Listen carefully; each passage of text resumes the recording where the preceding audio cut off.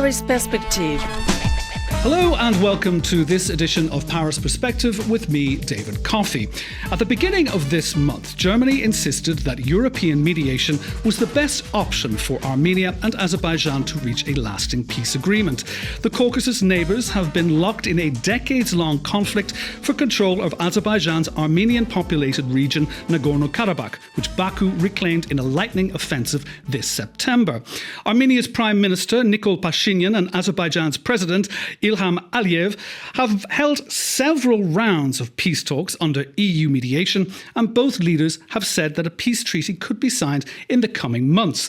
However, in October, Aliyev refused to attend a round of peace talks with Pashinyan in the Spanish city of Granada over what he said was France's biased position in the mediation. France's President Emmanuel Macron and German Chancellor Olaf Scholz had been scheduled to join the European Council President Charles Michel at the mediation talks. However, so far, there has been no visible progress in EU efforts to organise a fresh round of negotiations. Now, joining me today in the studio is Richard Giragosian, the director of the Regional Studies Centre think tank based in the Armenian capital, Yerevan. Richard, you're very welcome to Paris Perspective today. Thank you, David.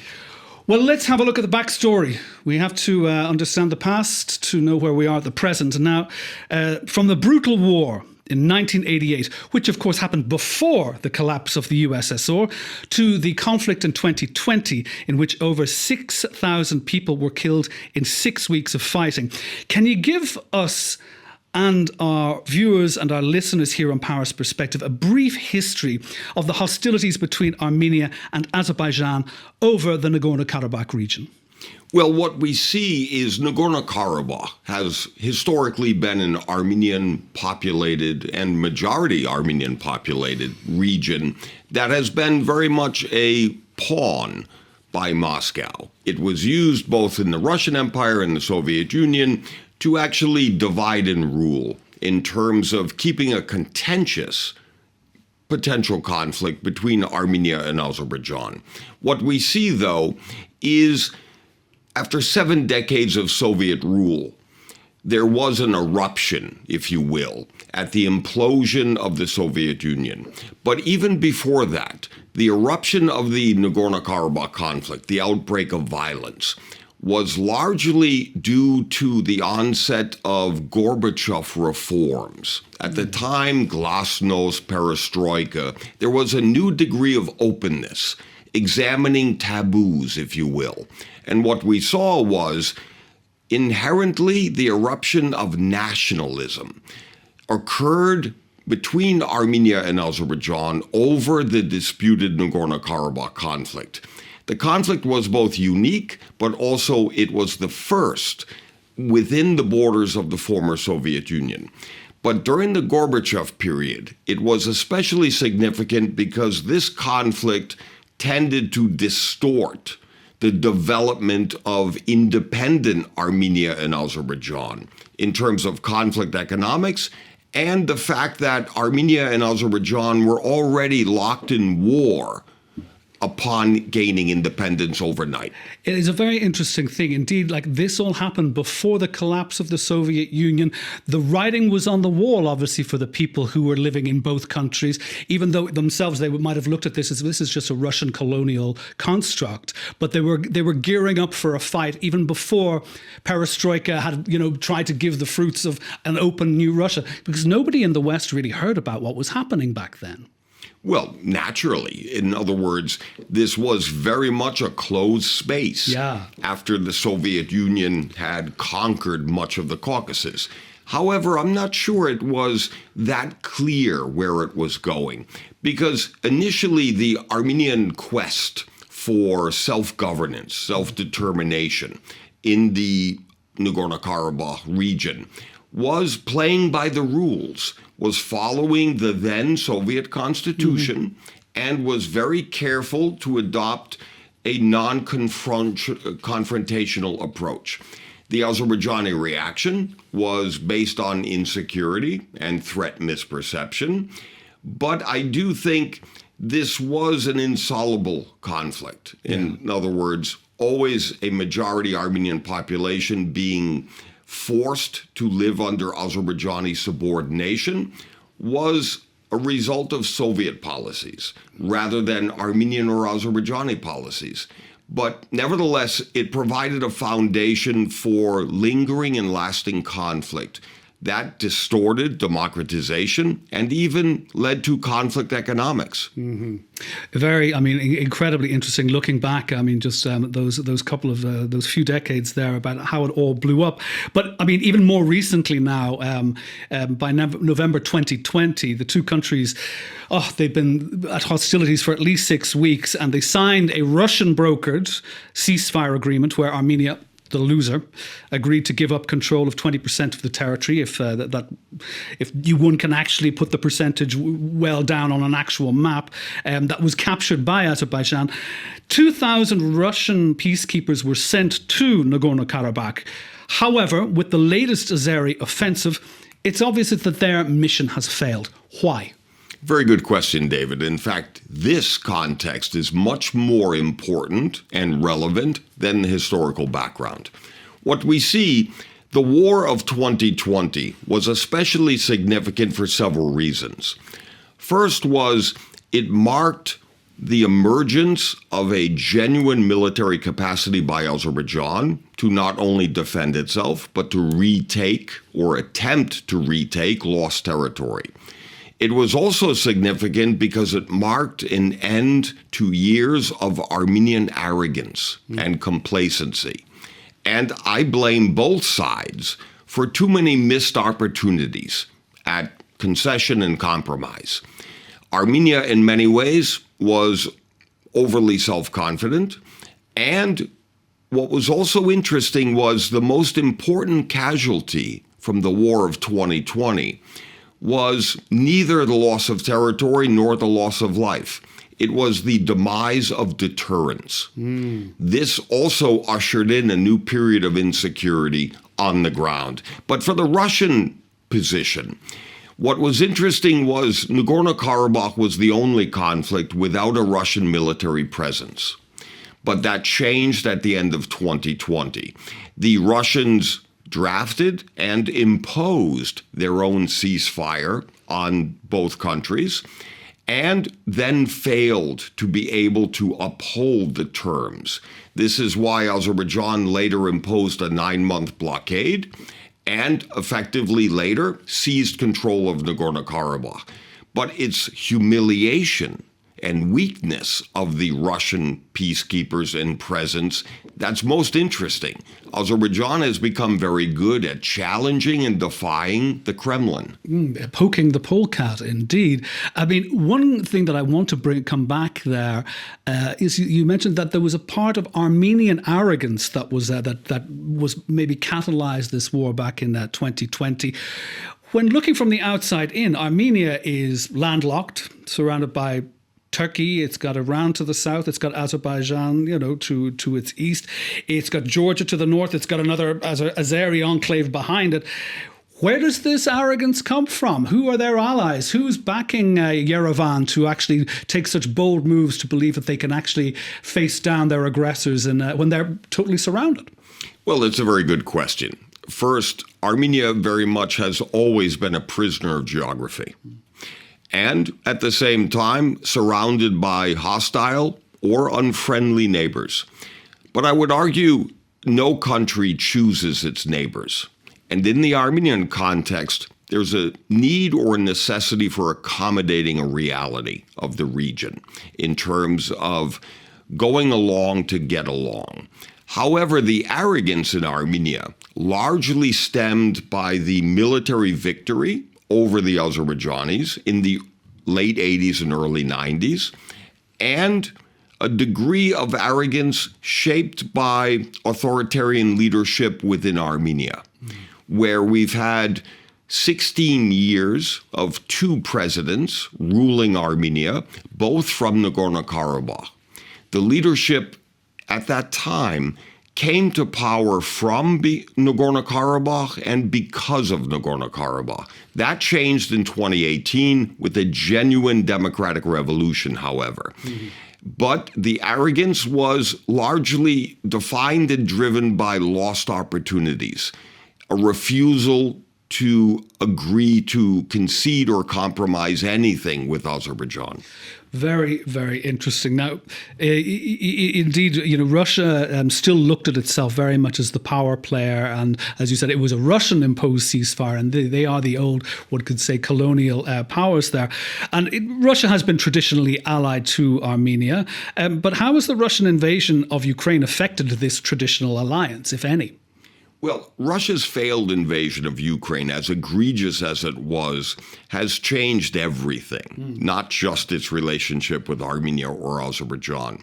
However, several years prior to the ill-fated invasion of Ukraine, Russia had shifted away from its pro-Armenian position, where Russia emerged several years ago as the number one arms provider to both Armenia and Azerbaijan. The ultimate position of profit, but also position geopolitically.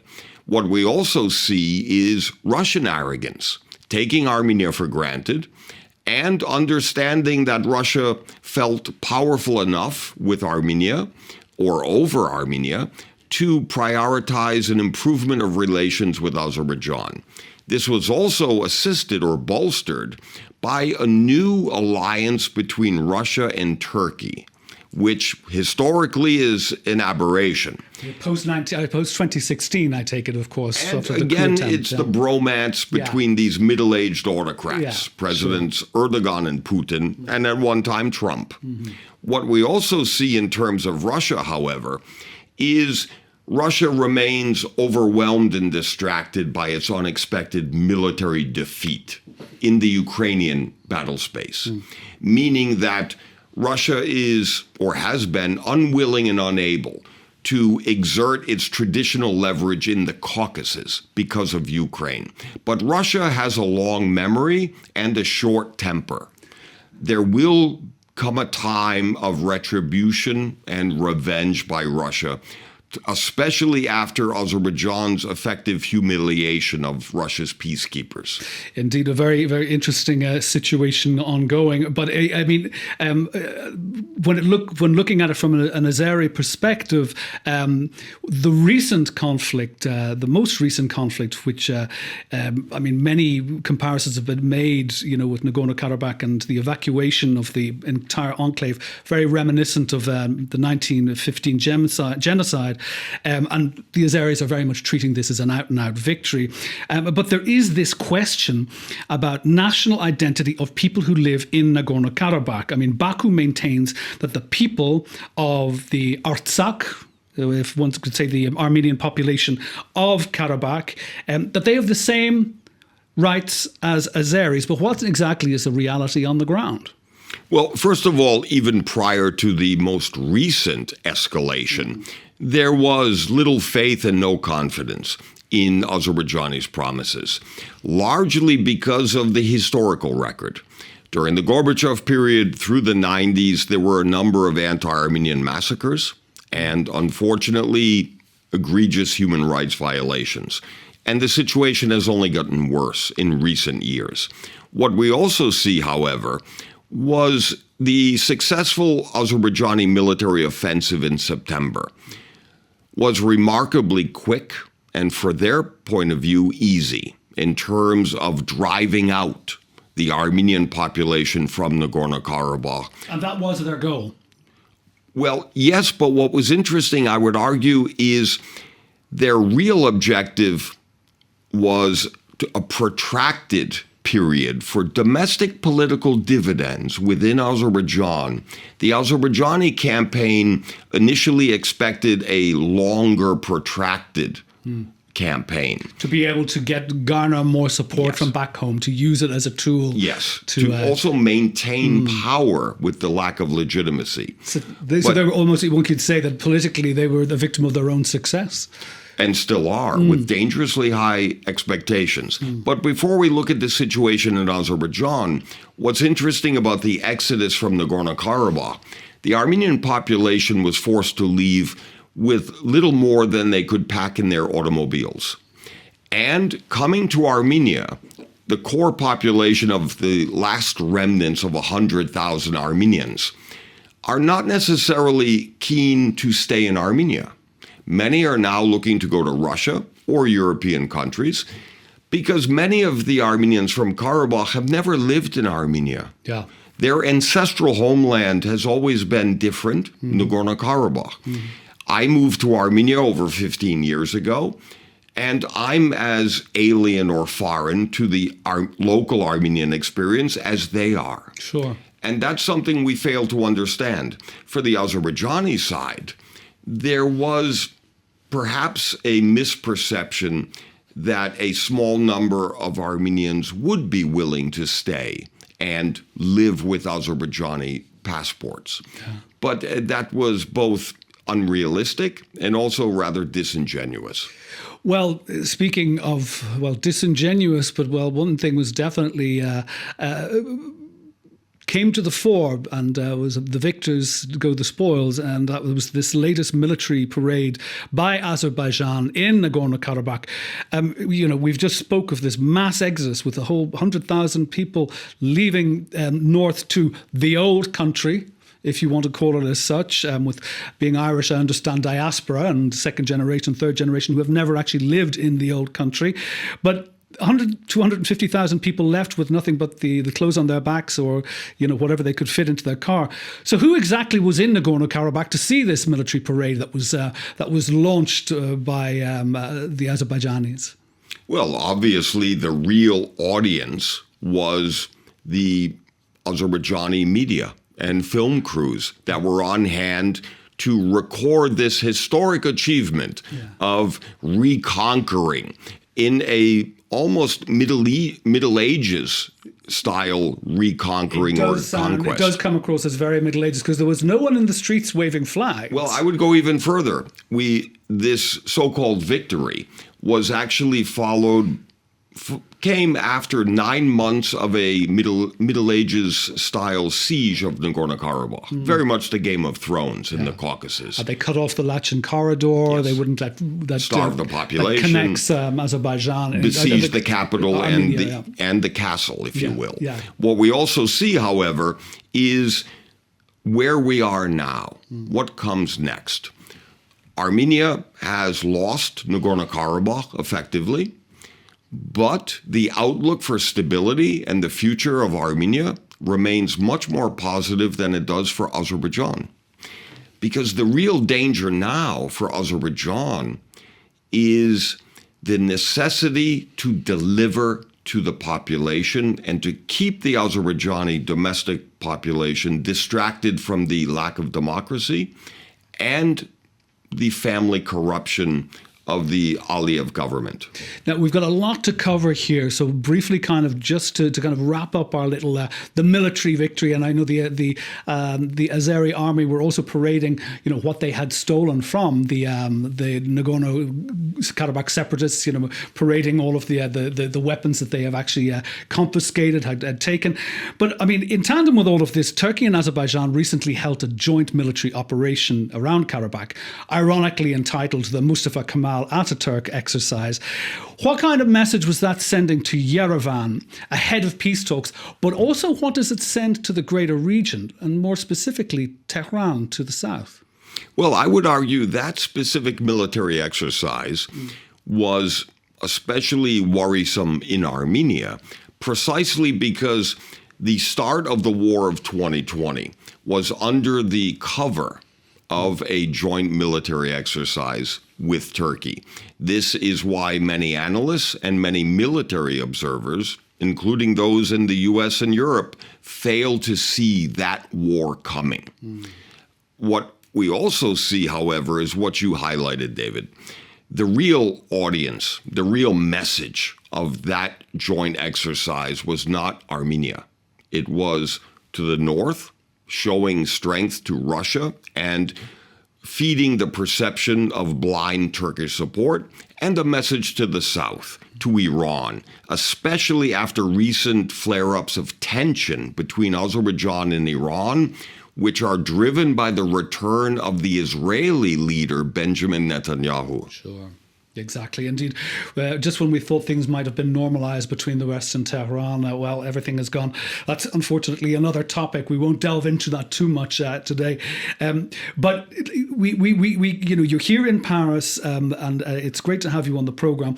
So we have to mention, indeed, the French influence in the Caucasus, and indeed, France is home to one of the world's largest Armenian populations, or at least part of the diaspora. One of the first countries to actually recognize the Armenian genocide only a little over 20 years ago. So, about the diaspora here in France and, the recognition of genocide committed by the Young Turk administration back in 1915. Do you, however, think that France has actually done enough to support Armenia and its isolation in the region? Well, to be fair, I do, because French engagement has actually exceeded expectations. But at the same time, it's the EU engagement that's both more significant and more effective than simple French actions. Yeah. What I mean is, as important as President Macron's commitment to Armenia is, there is a wider European context that's necessary for sustaining the resiliency of Armenia. The French will be announcing a package of military assistance to Armenia in the coming days or weeks, designed to provide a defensive capacity to Armenia. But it's the EU engagement, because they're not trying to mediate the conflict. They are simply trying to facilitate a negotiated peace treaty between Armenia and Azerbaijan. My worry is the day after. Yeah. What is in store to ensure a lasting, durable peace? That remains an open question, and one in which France within the EU can actually work toward. Well, I mean, isn't there a difficulty there that has been highlighted? We had a French delegation of mayors, including the mayor of Paris, Anne Hidalgo, who went to the border with Nagorno-Karabakh for the opening of the Lachen corridor, bringing aid there. And then there's the sale of weapons to Yerevan, defense systems and all that. But this has been reacted to by Iliev, in Azerbaijan, who's accused Paris of meddling in regional affairs. Does he have a point? He does, to be quite fair. The Azerbaijani president, most recently Ilham Aliyev, had boycotted a meeting that was set to bring together the Armenian and Azerbaijani leadership for talks in Granada, Spain. Granada meeting, yeah. But to be fair, Aliyev felt cornered. Azerbaijan felt outnumbered because of the French and German role. This was no longer Charles Michel leading EU facilitation. And hence Aliyev demanded that President Erdogan from Turkey also be allowed to participate. So I do think the response of the boycott, as destructive as it was effective and was understandable for their point of view.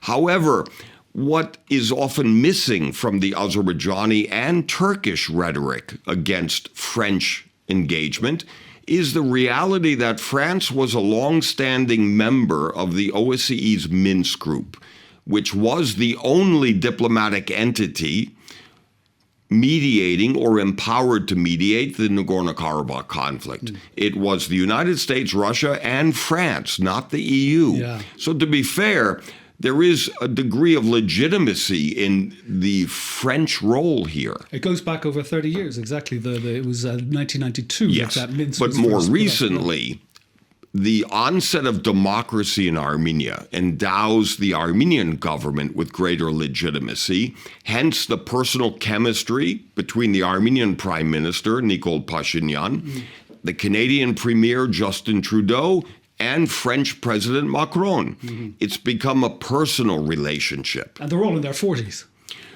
It kind of works. There's a certain generational similar thing. leaders as well. Now, before because we will go on to the domestic politics and talk about Pashinyan himself, but before we do that, I mean, you did say an interesting point there about bringing the Turks to the table. Now, recently we've seen a lot of fast forwarding of Ukraine's accession and Moldova's accession to the European Union because of the power play that's obviously going on, to the east of the European bloc. But Armenia's accession to the EU is very much on the cards. Turkey, Armenia, lining up to join the EU. Now, Turkey has obviously been shunned and has been kind of kept in the doldrums there for the past decade or so. But is a full normalization of relations with Turkey in any way an option or an avenue for a lasting peace between Yerevan and Baku if they were all under the same umbrella of an EU, at least coming in as observer status or whatever higher levels you get before full actual accession? Well, the short answer is no. The longer answer is more complicated, as usual. In terms of my own support for the normalization of relations between Armenia and Turkey, and having been to Ankara several times, I do think the real challenge is that Turkey has become prisoner of Azerbaijan. Yeah. The little brother of the relationship has an upper hand and actually decides Turkish policy options in the Caucasus as a whole. But nevertheless, we do expect, given the new post-war reality, an opportunity to fulfill expectations to normalize relations. Because normalization is a low-hanging fruit. It is not reconciliation, but it is a step toward constructive stability and peace. In other words, it's important, but it's not enough to ensure that Azerbaijan will remain satisfied. Because the real danger here is a peace treaty taking back Nagorno-Karabakh. This may not be enough for Azerbaijan for domestic reasons, which needs conflict. But indeed, it'd be the first signpost on a potential roadmap, essentially. Now, moving on to the actual political situation, what is Pashinyan's position at the moment? I mean, he looking from the outside in, he's always seems to be caught between a rock and a hard place. He faced down a potential coup d'état back in 2021. And, it would appear now he's coming to a negotiating table with Azerbaijan when those talks eventually do kick off. One could say with a proverbial or actual literal gun to his head to actually make a deal because he has no choice. But again, is this another humiliation, and how does that wash politically in Yerevan and across Armenia itself? Well, I do think there's an interesting paradox, and that is we have a more democratic government. We have the leadership of Nikol Pashinyan as prime minister, who's the first Armenian leader in many years not from Nagorno-Karabakh, without a nationalist pedigree, much more populist. But at the same time, he and his government were overwhelmingly re-elected in early elections despite losing a war in 2020. There is a degree of resilience by the government, largely because of the near total discredited nature of the opposition. Yeah. There's simply no alternative to Pashinyan today. Nevertheless, I do think he's endowed with a rare commodity of legitimacy after genuinely free and fair elections. And this is the advantage Armenia has over Azerbaijan. And it's a mandate to govern rather than an authoritarian ruler of Azerbaijan. And in all fairness, when push comes to shove and the peace talks really do get into motion, what exactly is being proposed that actually will work in Armenia's favor? And what do you believe will be the end game that will actually put a lid on it and create a lasting peace? Well, let me be provocative. I think the real challenge now is less the peace treaty and more Russia for Armenia. But if we look at the peace treaty, the specific elements, Nagorno-Karabakh is no longer an issue within a bilateral peace treaty. However, border demarcation, as well as the restoration of trade and transport, the opening of road and railway links, are significant aspects, but both positive in terms of moving beyond and moving forward. The real challenge is Russia in terms of Armenia now seeking greater room to maneuver. We're not seeking to replace Russia, but we're seeking to offset Russia. For Armenia, Russia has emerged as a new, more serious challenge, that of an unreliable so-called partner. Well, we're going to have to watch that space. We are indeed living in interesting times. And, let's just hope it all works out in the end and there won't be another flare-up of hostilities between those warring sides, which are Armenia and Azerbaijan. And that has been going on for decades. One could say centuries, but it goes back a long time. Anyway, my thanks today, Richard Giragosian, for joining me today on Paris Perspective. Thank you. And thank you for joining us on Paris Perspective. As always, you can get our Paris Perspective editions on RFI English /podcasts and indeed wherever you get your podcasts. From me, David Coffey, we'll talk to you very soon.